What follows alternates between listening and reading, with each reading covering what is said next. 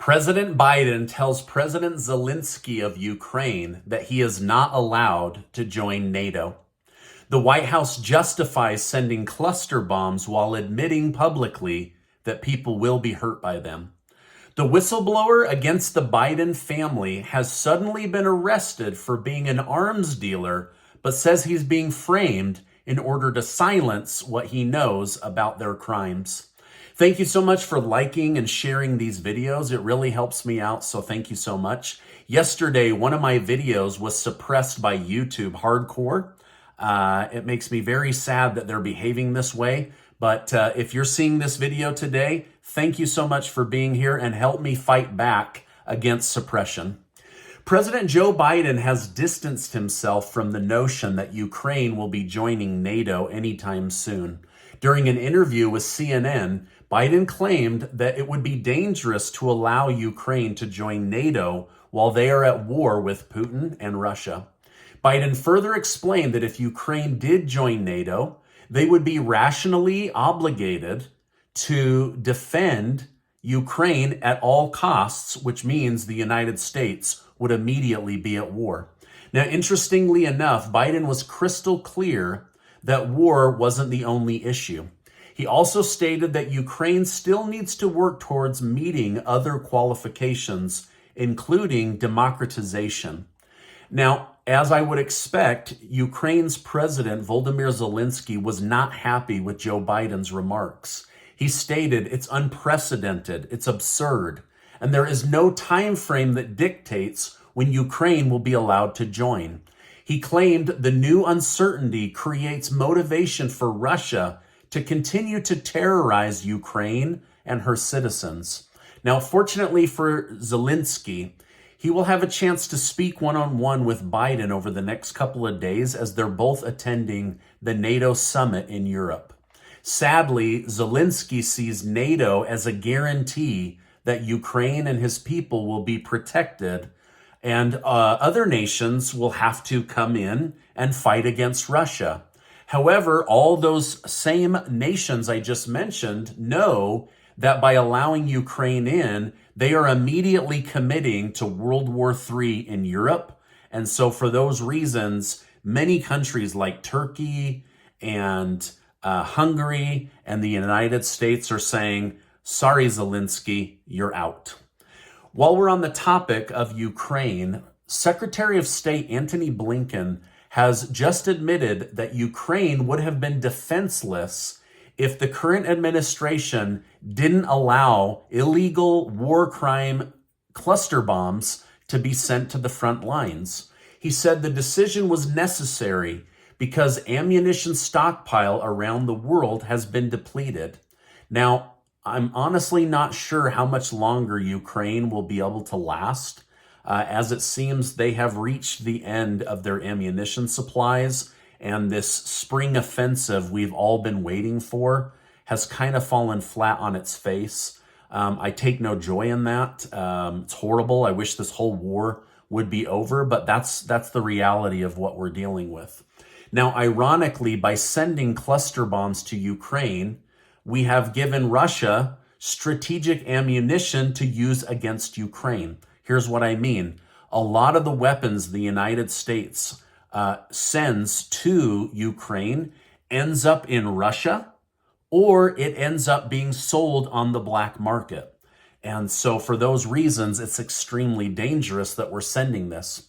After National Security spokesman John Kirby admitted that some civilians will likely be hurt by these cluster bombs, Russia pounced on the opportunity to criticize the United States. Russia's ambassador to Washington stated, Kirby de facto confessed the United States is committing war crimes during the Ukrainian conflict.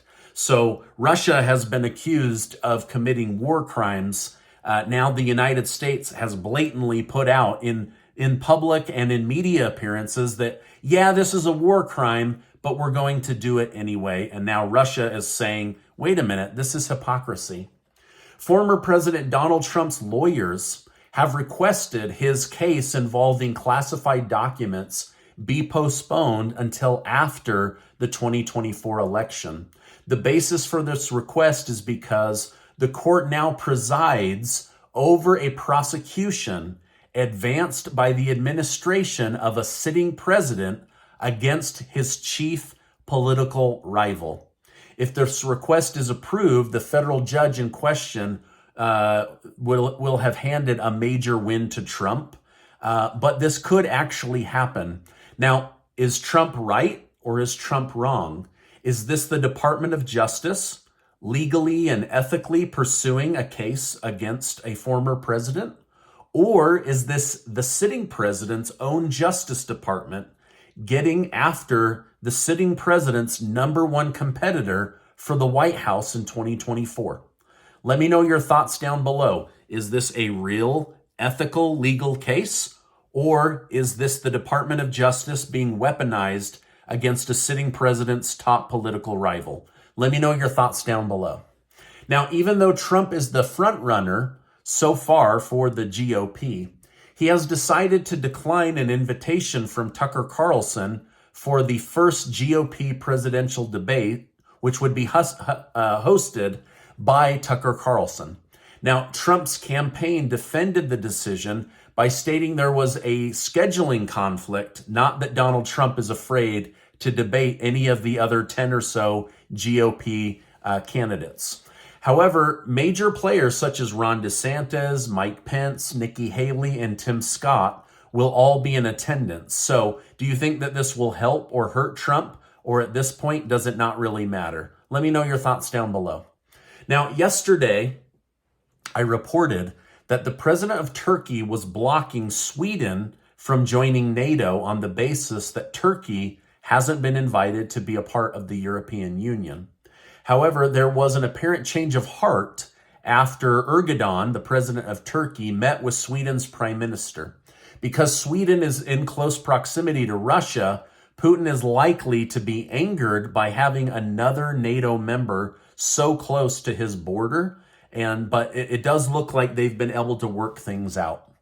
A federal judge from Louisiana has denied the Biden White House appeal that requested the removal of restrictions on communication between the president, the White House, the Biden administration, and social media such as Facebook. The judge cited protecting freedom of speech as his main reason for blocking the appeal. So, unfortunately, the Biden administration won't be able to block its political opponents, silence opinions that go against the narrative, or to speak out and give your free opinion on COVID or voting or country or abortion or whatever it is you choose to have free thoughts about. Now, on the topic of freedom of speech, the Biden administration has indicted whistleblower Dr. Gal Luft on charges relating to failure to register as a foreign agent in illegal weapons dealings in China. Luft defended himself, stating, "I've been arrested in Cyprus on a politically motivated extradition request by the United States. The United States claiming I am an arms dealer. It would be funny if it weren't tragic. I've never been an arms dealer. The Department of Justice is trying to bury me to protect Joe, Jim, and Hunter Biden. Shall I name names?" So the key witness that Republicans have been talking about that ran away, the Biden family has now had arrested. And they're worried that he's going to open his mouth about corruption, the bribery scandal, peddling influence. So he's been arrested, and they're now accusing him of selling United States weapons to China. I don't know the truth of this. I'm just letting you know what the story is, but I would like to hear from you. Do you think this man is telling the truth about the Biden family and they're trying to have him silenced and arrested? Or is he really an arms dealer to China and he should have been arrested? Let me know your thoughts down below. Now, this all sounds like I'm reading a script from a spy movie, but nope. This is real life in 2023 under President Joe Biden. It's absolutely crazy. The stock market indexes were green today with people positive on new earnings data. Gold was also up, silver was neutral, and Bitcoin was up slightly today. Bill Gross, known as the Bond King of America, today said that the United States economy looks good. People are spending, traveling, having fun.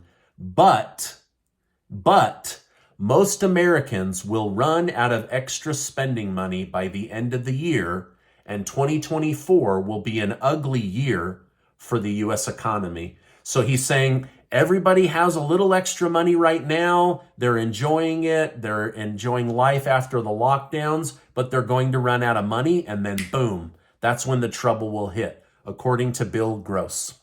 Now, back over in China, U.S. Secretary of Treasury Janet Yellen has just completed her visit. In reference to a rainbow over Yellen's airplane when she touched down, the spokesman for China said, "I think it can apply to the U.S.-China relationship. After experiencing a round of winds and rains, we can surely see a rainbow." Yellen bowed several times to the officials. Some people said that she looked weak, but that is kind of a tradition over in Asian culture. Either way, they're saying that this nothing burger that we predicted ended up being the exact nothing burger we predicted. So nothing really came out of the visit, but no one was really expecting it to. Now, this is my update for today. Before you go, I want to remind you that you are amazing. Never, ever, ever link your self-worth to government policy. You're amazing just for being here. Hey, before you go, hit that subscribe button. We're almost to 1.3 million amazing followers here on YouTube, and I would love for you to hit that. Also, check out this important video. This is the one that YouTube suppressed. They don't want you to see it, so fight back against it right now and give it a click. Hey, thanks so much, and I will see you on the next video.